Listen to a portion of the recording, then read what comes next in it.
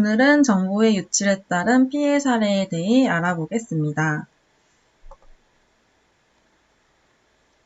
사례, 활동, 내용, 정리입니다.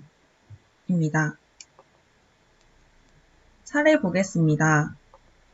직장인 L씨는 업무 수행에 필요한 정보를 검색하기 위해 S사이트에 회원가입을 하려고 하였습니다. 그러나 자신도 모르는 사이에 회원가입이 되어 있는 것이 아닌가요? L씨는 자신의 주민등록번호가 누군가에 의해 쓰여지고 있다는 사실을 알게 되었습니다. 자신에게 중요한 개인정보 유출을 방지하기 위한 방법에는 어떠한 것들이 있는지 알아보겠습니다.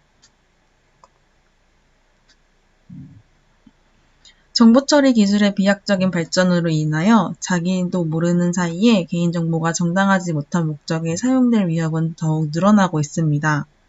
개인정보 침해로 인한 피해 사례를 살펴보겠습니다.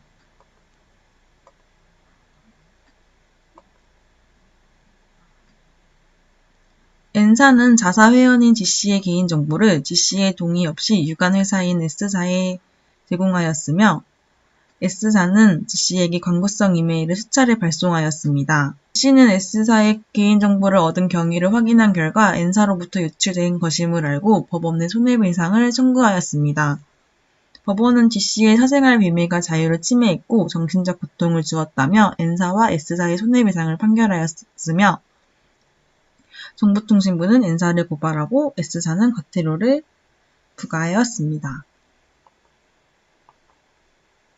주민등록 유출. D사이트에 가입하려던 M모군은 누군가가 이미 자신의 주민등록번호로 회원에 가입하였기 때문에 해당 사이트를 이용할 수 없음을 알게 되었습니다. 이에 사이트 운영자에게 사실을 확인한 결과 회원 추천 시 제공하는 마일리지를 받기 위해 주위 사람이 도용한 것임이 밝혀졌습니다. M군은 복잡한 본인 확인 과정을 거쳐 도용한 사람의 아이디 등을 삭제하고 서비스에 가입할 수 있었습니다.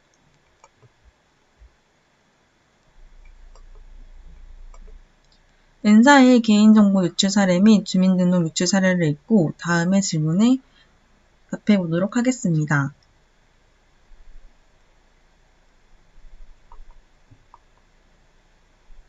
당신의 경우도 자신이 모르는 사이에 개인정보가 정당하지 못한 방법으로 유출된 경우를 겪은 적이 있으신가요? 여러분에게 있어 중요한 개인정보라고 생각되는 것들을 적어보도록 하겠습니다.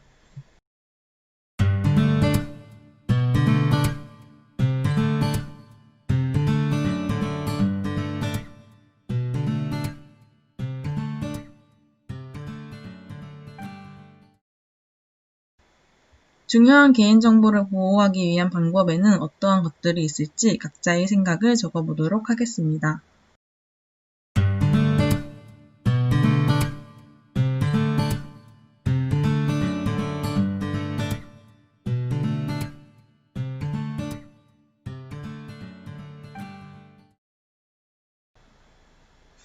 다음은 개인정보에 대해 자세히 알아보겠습니다.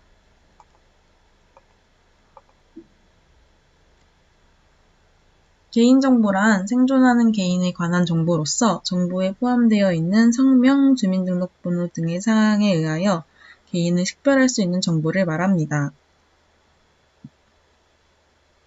또한 해당 정보만으론 특정 개인을 식별할 수 없더라도 다른 정보와 용이하게 결합하여 식별할 수 있는 것들을 모두 포함하여 개인정보라고 합니다. 개인정보에는 어떠한 것들이 있을까요? 최근에는 여러 가지 방법을 동원하여 개인정보를 수집하고 분석하는 마케팅 기술이 개발되고 있는 실정입니다. 앞으로는 개인정보의 침해를 프라이버시 침해라는 관점에서 보다는 일종의 재산보호 차원에서 다루고 있는 추세입니다. 다양한 분야에서 사용할 수 있는 개인정보에는 다음과 같은 것들이 있습니다.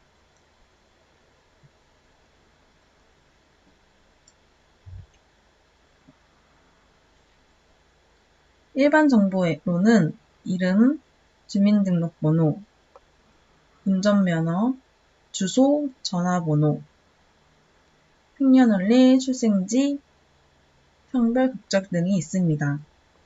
가족 정보로는 가족의 이름, 직업, 생년월일, 주민등록번호, 출생지 등 있습니다.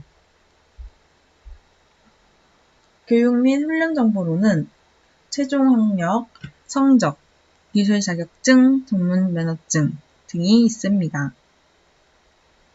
병역 정보로는 군번 및 계급, 제대 유형 등 있습니다. 부동산 및 동산 정보로는 소유주택 및 토지, 자동차, 저축 현황, 현금카드 등 있고, 소득 정보로는 연봉, 소득의 원천, 소득세 지불 현황 등 있습니다. 기타 수익 정보로는 보험, 수익자, 회사의 평균비 등이 있고, 신용 정보로는 저당 신용카드, 담보 설정 여부 등 있습니다. 고용 정보로는 고용주, 회사 주소, 직무수행 평가 기록 등 있고, 법적 정보로는 전과 기록, 구속 기록, 이용 기록 등이 있습니다. 의료 정보로는 가족 병력 기록, 과거 의료 기록, 의료 정보로는 가족 병력 기록, 과거 의료 기록, 혈액형 등 있습니다. 조직 정보로는 노조, 정당, 가입 여부, 클럽 회원, 종교단체 활동 등 있습니다. 습관 및 취미 정보로는 여가 활동, 도박, 비디오 대여 그룹 등이 있습니다. 개인정보 유출 방지를 위해서는 어떻게 해야 할까요? 개인정보에 대한 보안이나 유출을 방지하기 위한 여러 가지 방법이 있을 수 있습니다. 아래에 소개된 방법을 잘 활용하면 최대한 개인정보 유출을 막을 수 있을 것입니다. 첫 번째, 회원가입 시 이용약관을 읽어라. 이용약관에 기재된 항목 중 개인정보 보호와 이용자 권리에 대한 조항은 유심히 읽어야 합니다. 혹 3자에게 정보를 제공할 수 있다고 명시된 부분이 있는지 재확인해야 합니다. 두 번째, 이용 목적에 부합하는 정보를 요구하는지 확인하라. 정보를 수집할 때에는 수집 및 이용 목적을 제시해야 합니다. 특별한 설명 없이 학력, 결혼 여부, 월급, 자동차 소유 여부 등을 요구한다면 가입 여부를 다시 생각해 봐야 합니다. 세 번째, 비밀번호는 정기적으로 교체하라. 평상시 비밀번호는 주기적으로 바꾸는 것이 좋습니다. 대부분의 경우 동일한 아이디와 비밀번호를 몇 년씩 사용하는 경우가 많은데 이럴수록 비밀번호와 아이디가 노출되기 쉽습니다. 네 번째, 정체불명의 사이트는 멀리하라. 수많은 사이트에서 경품 이벤트를 통해 회원가입을 권유하고 있습니다. 정체가 불분명한 사이트에서 지나치게 개인정보를 입력하면 가입 여부를 다시 한번 생각해 보는 것이 좋습니다. 다섯 번째, 가입 해지 시 정보 파기 여부를 확인하라. 가입만 해지해선 소용이 없습니다. 개인정보도 탈퇴 즉시 해지하는지 여부를 확인합니다. 일부 사이트는 해지 후에도 몇 개월간 개인정보를 파기하지 않는다는 조항이 있습니다. 여섯 번째, 뻔한 비밀번호를 쓰지 말자. 생년월일이나 전화번호 등 남들이 쉽게 유추할 수 있는 비밀번호는 자제해야 합니다. 또한 동일한 번호를 연속적으로 사용하는 것도 바람직하지 않습니다. 마지막으로 각자 문제를 풀어보면서 오늘 배운 내용 정리해 보겠습니다. 정답은 교재에 나와 있습니다. 개인정보의 유출을 방지하기 위한 방법이 아닌 것은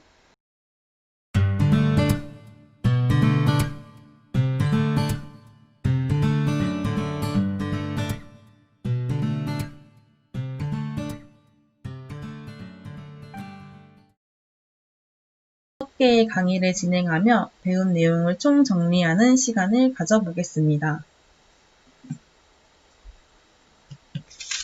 1번부터 8번까지 한번 읽어보겠습니다. 정보 능력이란 기본적인 컴퓨터를 활용하여 업무에 필요한 정보를 수집, 분석, 활용하는 능력입니다. 정보 능력의 함양은 매일 수십 개의 정보가 생성되고 소멸될 정도로 변화가 빠른 현대사회에서 필수적입니다. 2. 업무 수행 중에 주위에 있는 모든 자료가 유용한 정보가 될 수 있는 것은 아닙니다. 주위의 자료를 특정한 목적과 문제 해결에 도움이 되도록 가공하여야 유용한 정보로서의 가치를 지니게 됩니다. 컴퓨터와 통신기술의 발전으로 인한 정보화 사회의 도래로 인하여 미래의 모습은 상상을 초월할 정도로 변할 것입니다. 직업인으로서 이러한 변화에 대처할 수 있는 능력을 함양해야 할 것입니다.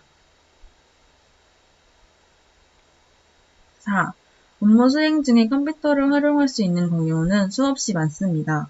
업무의 목적과 상황을 고려하려 컴퓨터를 적절하게 활용할 수 있는 능력을 키워야 될 것입니다. 5. 업무를 수행하는 데 필요한 정보를 활용하기 위해서는 일정한 정보 처리 절차에 따라 정보를 기획, 수집, 관리, 활용하는 것이 필요합니다. 6. 업무를 수행하는 데 필요한 정보를 수집, 관리, 활용하는 데 앞서 어떠한 정보를 어디에서, 언제까지, 왜, 누가, 얼마나 수집할 것인지에 대한 전략적 계획을 수립하는 것은 매우 중요합니다. 7. 업무 수행 혹은 일상생활에서 인터넷을 활용할 때에는 항상 네티켓을 지키도록 노력해야 합니다. 네티켓은 네트워크와 에티켓의 합성어로 사이버 공간에서 지켜야 할 비공식적인 규약입니다.